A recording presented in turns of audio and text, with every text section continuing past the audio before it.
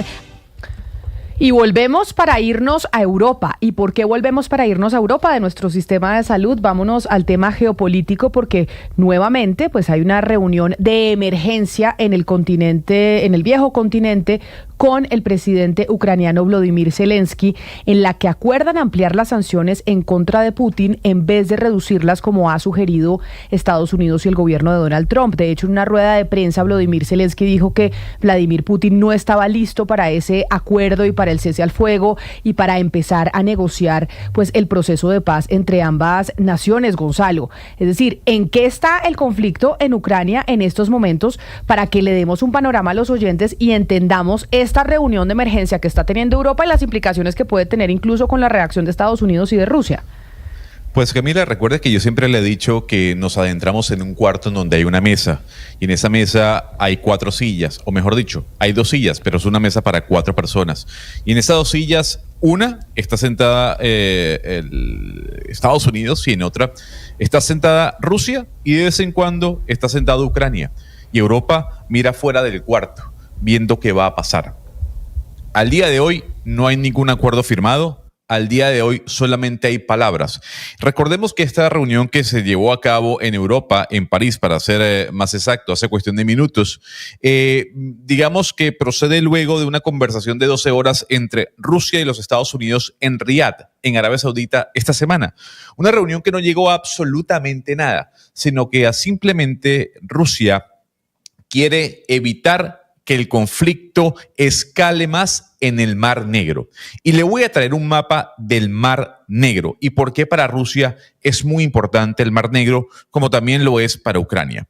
Pues Camila, porque el Mar Negro, y ahí lo están viendo nuestros televidentes a través de YouTube, porque por el Mar Negro Rusia saca sus exportaciones de granos, al igual que Ucrania, con destino a Occidente. Pasan por el Mar Negro y luego pasan por Turquía, abriéndose hacia el Mediterráneo y hacia el Atlántico.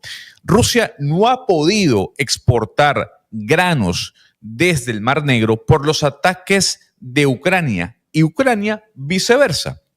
Lo que ha dicho Rusia es, oiga, hagamos lo siguiente, paremos el conflicto en el Mar Negro para que tanto usted como yo podamos exportar granos y podamos exportar material agropecuario, que es parte de la dinámica económica incluso de Ucrania.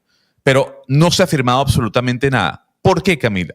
Porque Rusia ha puesto un punto sobre la mesa y es, yo acepto llegar a una paz con Ucrania en el Mar Negro siempre y cuando Estados Unidos me levante el veto al sistema SWIFT.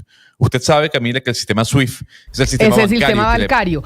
Exactamente. Y para decirle a los oyentes, cuando usted, por ejemplo, va a hacer una transferencia bancaria, no sé, de su cuenta de Bancolombia, de Davivienda, de Sudameris, del Santander, de cualquier banco a un banco en el exterior, siempre cuando va a hacer esa transferencia le piden el código SWIFT. Entonces, ese código SWIFT, sin él, usted no puede hacer transferencias internacionales. ¿Se acuerda el problema cuando tuvimos ese domingo fatídico con Estados Unidos, que Donald Trump amenazó con meternos en esa lista de sanciones? Claro, que nos iban a meter en el tema, en sanciones al tema SWIFT, y entonces nos quedábamos sin la posibilidad de hacer transferencias bancarias internacionales. Rusia viene con esas sanciones ya desde hace un par de años, cuando empezó la guerra. Sí, desde el año 2022-23, Camila, para ser mucho más exacto, Rusia está bloqueado por los Estados Unidos del sistema SWIFT. Lo que dice el gobierno ruso es, oiga, yo quiero llegar a la paz, o más que a la paz, al cese al fuego, primero en las centrales eléctricas, cosa que ni un lado ni otro han respetado. Pero ahora que se habla del Mar Negro es, lleguemos a ese cese al fuego, no obstante, para yo poder firmarlo, entre comillas, le voy a pedir a usted, Estados Unidos, que me incluya en el sistema SWIFT, o al menos a uno de los bancos agrarios de Rusia. Uh-huh. Habrá que ver si Estados Unidos integra nuevamente a Rusia en el sistema SWIFT, porque por otro lado, en Europa están diciendo, no señor, nosotros no vamos a amilanarnos frente a Rusia, sino más bien vamos a presionarla más. Y esto además llega, Camila, con el anuncio de la Comisión Europea de este kit de supervivencia para un posible conflicto bélico. Y muchos se preguntan, ¿esto quiere decir que Rusia ha entrado en una guerra? Europa se está adentrando en un conflicto bélico. ¿Qué ha pasado durante todo este tiempo? Entonces, en la actualidad, para un resumen, No hay ningún documento firmado por parte de Rusia y de Ucrania sobre un cese al fuego. Ninguno de los dos países ha respetado, digamos, la tregua que habían hecho sobre no atacar estructuras eléctricas o energéticas. Y lo que viene ahora es el tema del Mar Negro, del cual no se ponen de acuerdo. Para finalizar este punto, porque es muy importante, se acaba de conocer, esto según un legislador ucraniano llamado Yaroslav Zelezniak, el documento borrador del acuerdo para explotación de Estados Unidos en las tierras raras de Ucrania. Es un borrador, Camila, de 58 páginas que tiene 18 puntos. Y lo que dice este legislador ucraniano es que por ningún lado se le garantiza la seguridad de Ucrania, en que hay una explotación altamente favorable a Estados Unidos y que lo que está haciendo Estados Unidos con este acuerdo es pasarle la cuenta de cobro a Ucrania por toda la plata que le ha dado la nación norteamericana al país europeo en medio del conflicto. Usted hacía una pregunta frente a esta reunión de emergencia de Europa, de la Unión Europea con Volodymyr Zelensky, y si entonces decir que van a ampliar las sanciones en contra de Vladimir Putin y de Rusia en vez de reducirlas como ha sugerido Estados Unidos, es que Europa se está preparando para una guerra. Aquí hemos hablado del rearme de la Unión Europea. Alemania se rearmará a pesar de que después de la Segunda Guerra Mundial había suspendido sus acciones militares, y aprobaron en el Parlamento un rearme del país más importante de la Unión Europea, que es Alemania, porque es la economía número 1. Y Jennifer, ya incluso la Unión Europea presentó su estrategia de preparación para una guerra, tal como lo habíamos comentado hace algunos días, sobre cuáles son los cuidados que deben tener los ciudadanos europeos en caso de que algo pase en términos bélicos, para poder tener reservas que sustituyan todo lo que se necesite en 72 horas sin ningún tipo de ayuda externa. Sí, es lo que habíamos hablado, Camila. El martes habíamos conocido un borrador que se había filtrado, pero efectivamente la Comisión Europea hizo la presentación de este documento, que es una estrategia de preparación, así lo llaman en la Comisión Europea. Tenemos un video, no tengo el audio, pero les voy a mostrar la imagen. Ahí aparece Hadid Labhib, que ella es la comisaria europea de Igualdad y Gestión de Crisis. En este video ella básicamente lo que hace es mirar en su bolso, mostrar qué lleva en su bolso para estar preparada, y lo hace con cierta picardía. Hay que decir que ella es una cara muy conocida en Bélgica, Camila, porque trabajó como periodista y salía en televisión. Entonces lo hace de manera muy curiosa, muestra ahí candelas, linternas, los documentos, agua, etcétera, etcétera. Esto para explicarle a la gente qué debería tener en su botiquín de emergencia para subsistir dentro de las 72 horas iniciales de esa calamidad, llámese guerra, llámese desastre natural, etcétera, etcétera.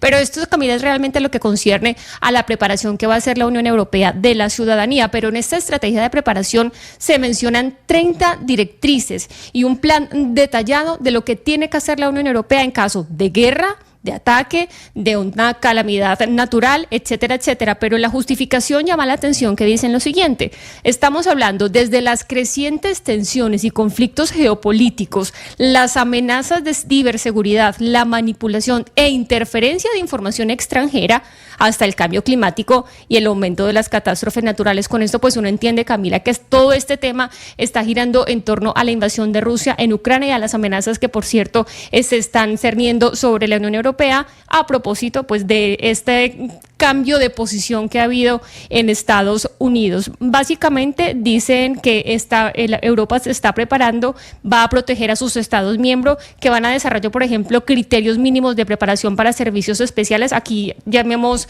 hospitales, escuelas, medios de comunicación.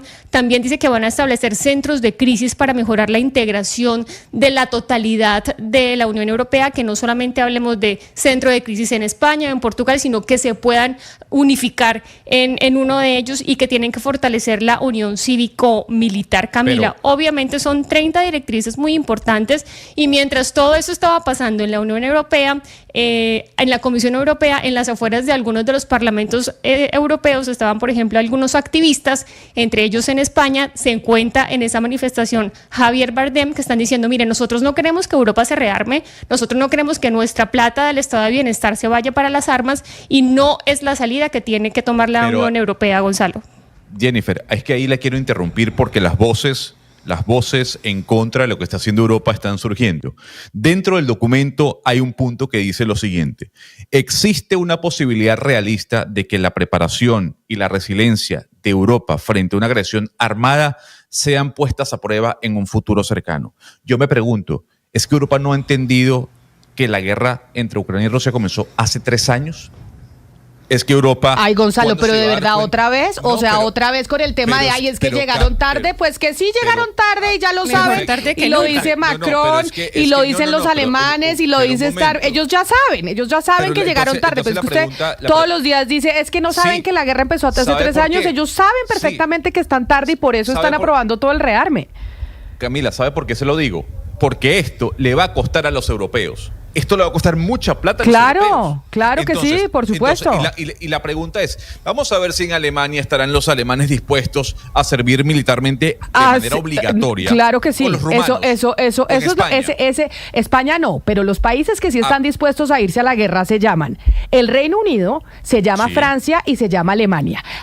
Y por eso esos 3 países son los 3 países, unos 2, los más poderosos de la Unión Europea, y el Reino Unido uno que fue imperio. Un español no se va a ir a enlistar para irse a la guerra, pero los franceses y los alemanes y los ingleses sí se van. Y esa gente allá en Europa, Gonzalo, eso les va a costar mucho, y claro que les va a costar en el estado de bienestar, porque en la región del mundo en donde mejor se vive es en Europa, porque allá de verdad tienen el estado de bienestar. Pero allá lo que se están debatiendo es, oiga, o estamos luchando por nuestra supervivencia, porque sabemos que el señor Putin tiene la intención de expandirse. Entonces, vamos a sacrificar muchas cosas, pero las vamos a sacrificar por el tema de la seguridad. Pero saben que Putin tiene esa intención desde hace rato. Y las guerras, a ver, es que no, Europa se quiere hacer, quiere mostrar que así siga entonces. Es que Europa tiene que entender que después de la Segunda Guerra Mundial ha habido conflictos. Es que no solo es esta invasión. Estuvo la guerra en Afganistán, en Kuwait, en Irak. O sea, lo que quiero traer a colación. Claro, pero pero estamos hablando de su vecindario, Gonzalo. O sea, estamos hablando del vecindario de que ellos reconocen que tienen directamente una amenaza al lado que se llama Rusia y que se llama Vladimir Putin. Perfecto. Vladimir Putin no está gobernando desde el día de ayer. Tiene años gobernando en Rusia. Lo que claro, sí es cierto, por eso lo que pasa es que usted insiste y yo entiendo es que no se dieron cuenta que esto empezó hace 3 años. Claro, se equivocaron y ellos mismos dicen, nos equivocamos pensando que Estados Unidos, como era el acuerdo después de la Segunda Guerra Mundial, porque Estados Unidos dijo, no quiero una Alemania armada porque sé lo que significa una Alemania armada porque lo vivimos en la Segunda Guerra Mundial. Hoy Alemania se va a volver a armar. Pero es que no es tan evidente que lo puedan hacer, Camila, no, porque no es tanto de voluntad, sino que sea políticamente sostenible. Es decir, esto Alemania la coge en 2 trimestres de recesión. Sin duda. Claro, entonces una cosa es desde el deber ser, desde lo que se puede. Por eso la Unión Europea se está jugando su futuro. Pero otra cosa es que el partido que lleve a cabo eso y que imponga ese dolor y ese recorte a lo que tenga que recortar, la gente lo vote. Es decir, Europa, usted dice, tiene un estado de bienestar, pero con grandes problemas económicos, 15 años sin crecer. Entonces vamos a gastar mucho en armamento. ¿Y qué vamos a hacer con lo demás? ¿La ciudadanía se va a aguantar eso? No me parece que sea tan obvio porque usted lo da por sentado. No, eso que usted está diciendo es precisamente la discusión, pero es la discusión que se da en Europa que dicen, nos estamos jugando el futuro de la Unión Europea. Y aquí la Unión Europea sale fortalecida y sabemos que hacemos este sacrificio. Es lo que ha dicho el señor Macron, lo que dice el señor de Alemania, lo que dice Starmer, es o salimos fortalecidos o hasta aquí llegamos. Esto es un tema de la supervivencia de ese continente. Y así es como lo están pensando. Entonces, claro que saben que va a haber un sacrificio enorme en términos de destinar presupuesto para la guerra, porque ellos dicen, tenemos al señor Vladimir Putin al lado. Jennifer.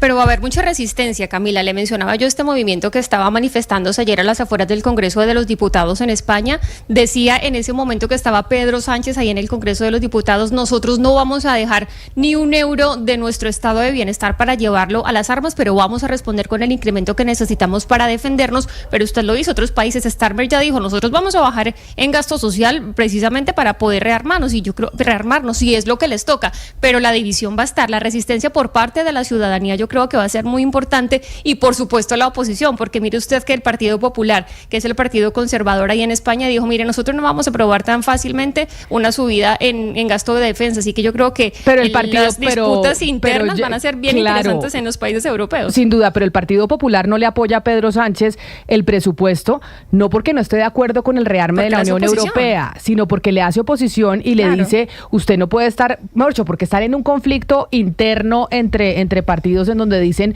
no le vamos a aprobar el presupuesto a un señor que según ellos en el PP dicen está cometiendo delitos desde el gobierno, etcétera, etcétera. Entonces, claro que eso que usted está planteando, Jennifer y Sebastián, es el reto que tiene Europa y ellos saben que eso es así, que no es tan fácil aprobar internamente los presupuestos para rearmarse. Pero lo que están diciendo en esas reuniones de emergencia que se están llevando a cabo ahorita, por ejemplo, entre la Unión Europea y Zelensky, está en juego el futuro de la Unión Europea. Y aquí nos estamos jugando el todo por el todo. Y en eso están, precisamente, y por eso era importante, Gonzalo, que usted nos mostrara los mapas y cuál era la coyuntura actual de lo que está pasando en esa guerra entre Rusia y Ucrania. Hacemos una pausa y ya regresamos aquí a Mañanas Blue.